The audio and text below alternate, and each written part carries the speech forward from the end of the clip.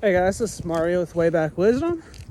I wanted to touch on an important topic today, and one that's obviously going to come into play with where I'm at, is your clothing being your shelter, and preparing for it to be 20 or 30 degrees colder than you expected.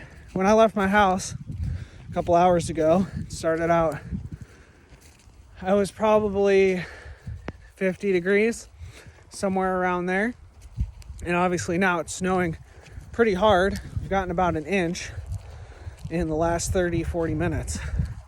So obviously, being in Illinois, there's not a lot of wind breaks, and I'm prepared for the weather to change drastically, but this was even a pretty drastic change for what I'm used to.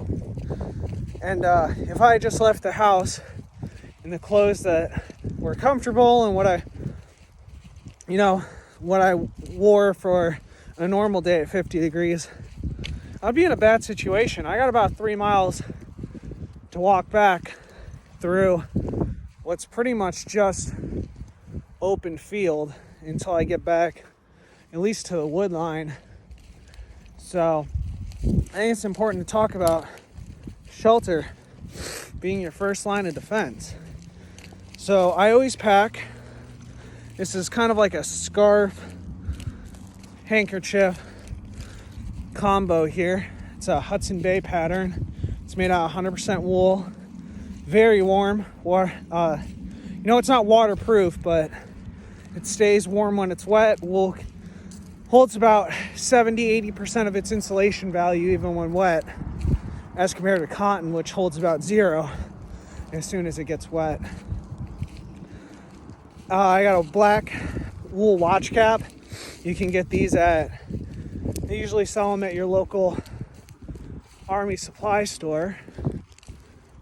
And I'm looking off into the distance here. I think I see a fox up ahead. If I can get him on camera, I will.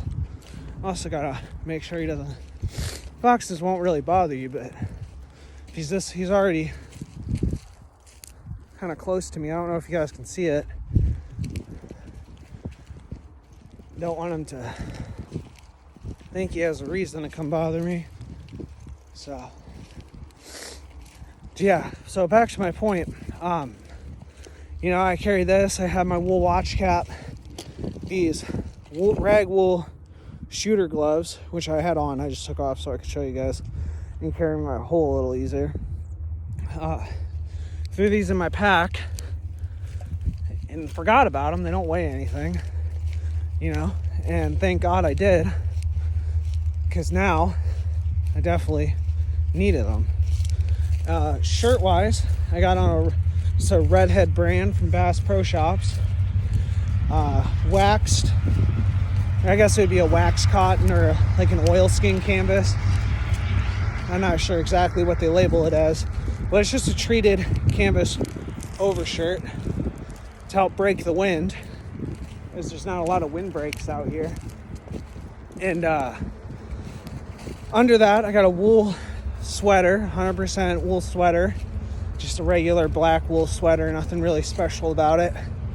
Under that, I have a wool -33 merino wool thermal, and I can't recommend those enough. Those are just such a key piece of clothing to have. I even wear them in the summer, to sleep in. It's the perfect addition to a light summer camp setup.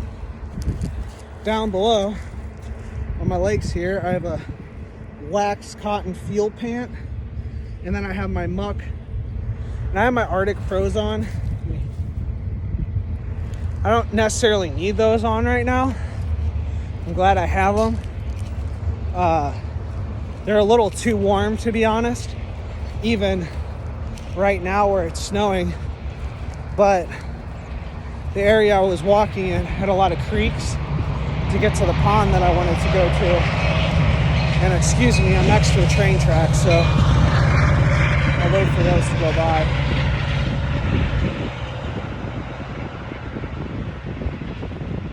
There we go. So I got the field pan on with the Muck Arctic Pros the 23-inch wool wader socks from Cabela's. Incredible sock. I own a few pairs of them. Just so much warmer than a mid-calf or a high ankle sock, because it really keeps the blood flow going and trapping that dead air space. Under that, I have a minus 33 merino wool legging that came with my shirt, actually, in the thermal set. Those are just, again, can't stress those enough, how much I like them. And I mean, really, if I had to, I could sleep out here in this. Really, with nothing else on, I would just ideally hunker down somewhere where I'm not going to get snowed on for hours on end. So I would try to find a bush, kind of like that tree line back there. And that tree line is actually farther away than it looks. There's a bush line that's about halfway between me and that tree line that I would actually go to. And I would stay there.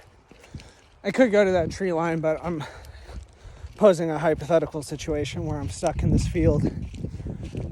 But yeah, your clothing really is your first line of shelter. And back in the frontier days, they would sleep with their wool blankets, and during the day they would wear them as overcoats with a brass pin or a pin of some sort keeping them on. And that again shows that your clothing is your first line of shelter. You can never really trust that you'll always have your pack. You should always have enough on you that if you did lose your pack in some sort of weird emergency, your canoe flips, I don't know, someone steals it, you lose it, you fall down a hill, whatever, you should always have your knife, a fire starter, a container of some sort to carry and boil water. But again, your shelter, which is your clothing. Now, wool works by trapping dead air space.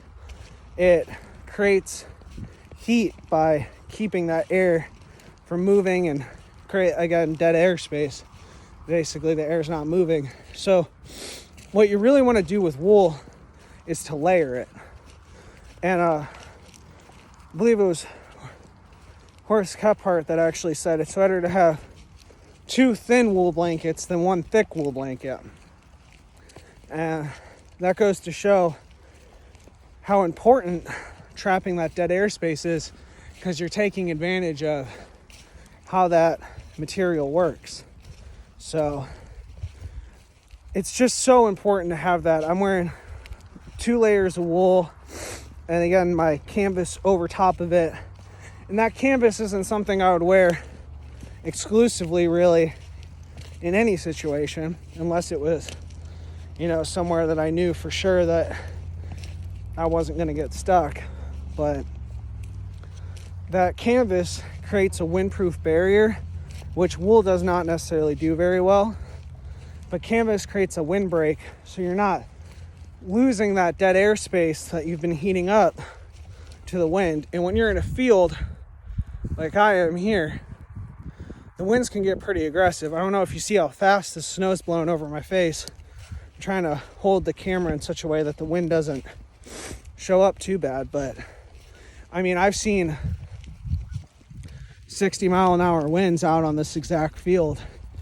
Or in the winter, there's been times here where it's been 10 below zero, which is pretty cold. But with the wind chill, and you can look this up, it's gotten down to like 52 below here in Illinois, northern Illinois, where I am.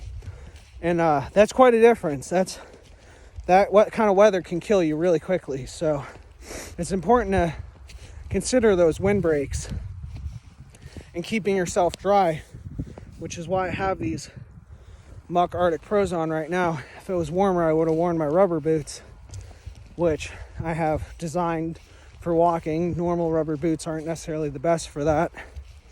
But, I mean, these keep your feet dry, keep that wool dry.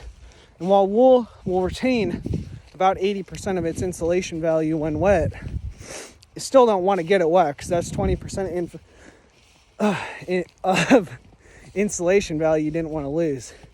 So I appreciate you guys sticking with me here, and I just wanted to talk about how important your clothing is as your first line of defense against the weather. You never want to be caught without good clothing. And there's actually a really good saying that I like.